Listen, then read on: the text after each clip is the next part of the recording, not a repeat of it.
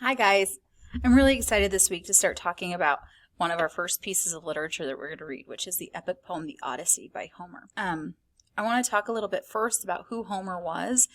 The thing is that nobody really knows who Homer was. Homer was, they assume, was a man who wrote all these epic poems and songs, and the two that got written and put into writing was first the Iliad, and then the Odyssey is kind of like the sequel to the Iliad.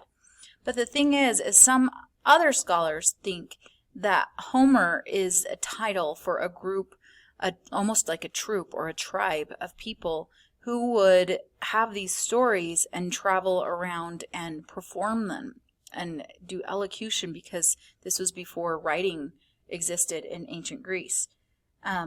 We don't really know what the case is. The tribe was called the Homeric tribe, and we don't know if it was called the Homeric tribe because Homer was their leader, or if people in this tribe wrote these epics and contributed them to them, and then when somebody wrote them down, just called them Homer. Nobody really knows, but the point is that we're going to read these because these are the very first great poems and epics, and they have subsisted for over thousands and thousands of years, and we still tell these stories, and they still influence our society, and they influence our ideas of humanity and who people are and our morality. So we're going to be reading the Odyssey. So what we're going to be reading is heavily abridged. So we're only reading bits and pieces. I can't talk. But because we're only reading bits and pieces, I'm afraid that we get kind of a disjointed view of our main character, who is Odysseus. He fought in the Trojan War during the first epic poem, the Iliad, and then he is trying to get home, and he keeps getting sidelined. It takes 20 years for him to get home. I think, flaws and all, he's a great hero. He does the best he can. My mom, on the other hand, she thinks Odysseus is a scumbag. She hates him. But she's only read this little abridged version that we're going to be reading, and she's never bothered to learn the rest of the story. I think Odysseus is a great hero, and I've got history on my side. This wouldn't be an epic poem if most people didn't think he was a great guy. Here, I'm going to read. Okay, these are the first 20 lines, and this is the poet speaking to the muse, and a muse is I don't think it's a god, but it's almost like this god of inspiration. Sing in me, muse, and though to me tell the story of that man skilled in all ways of contending, the wanderer, harried for years on end after he plundered the stronghold of the proud height of Troy.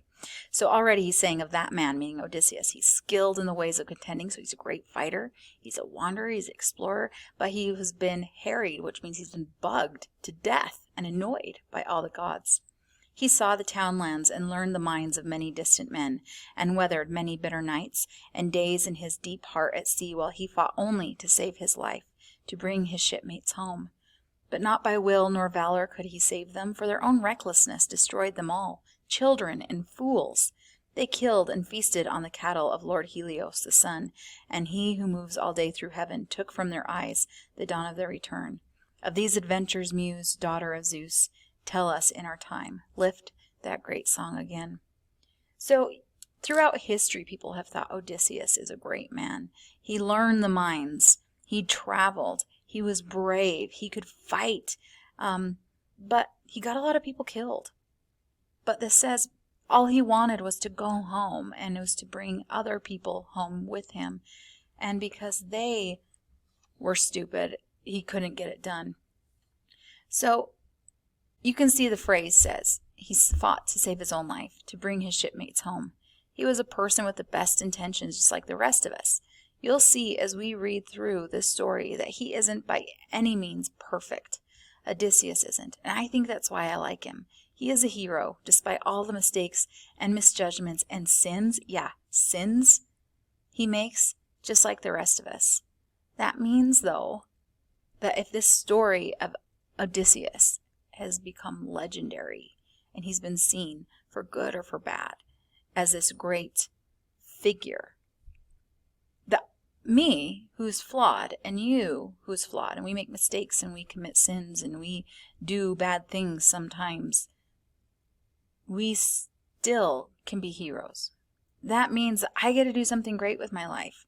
I like Odysseus because he proves that we can be flawed, sinful, and kind of crappy people, but we can also return home with some valor and hero-ness too, as long as we do the best we can. And that's why we're starting our year with this idea that your life is a journey and you are the hero of your life and you get to write down our own story. I'm really excited about this idea, and I hope by the end of this year you leave with a sense of what you can accomplish just by making the right decisions and living your best life. Now, let's talk logistics. We're not going to read the whole thing. We are, like I said, we're reading the abridged version. In order to get the full picture of the entire story, though, a lot of things have been cut out. A lot of what we will read just focuses on Odysseus' journey, but there's a lot of backstory, a lot of things going on at home with his wife and his son. In order for us to get the full picture of the entire story, I found a bunch of videos that summarize the parts we won't read, and they're pretty entertaining. They're short and they're easy to understand. So this week we're going to be watching the first little bit summaries videos that tell us what happens to everything until we pick up the story where we can read. There will be 8 videos. That sounds like a lot, but they give background information, they give character descriptions, and summaries of the parts of the book we're going to skip. But each video is only about 2 minutes long, so you're going to be spending 20 minutes tops watching these videos. All the videos are in this linked in the assignment, so you should be able to either watch them in Canvas, and if that's not working, click it. It will take you over to YouTube to watch there. Let's see. I've included also a note-taking guide that is linked below. It should be in a PDF. You can either print this out and fill it out while you're watching, or you can open it in Notability and fill it out there.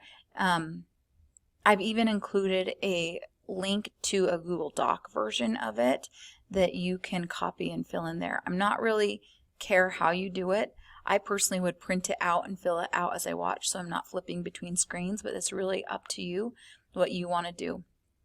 We're not going to turn in the notes, but we will be taking a quiz on Wednesday or Thursday, Wednesday for A days, Thursday for B days, on these videos. And so any notes that you take, you can use on the quiz.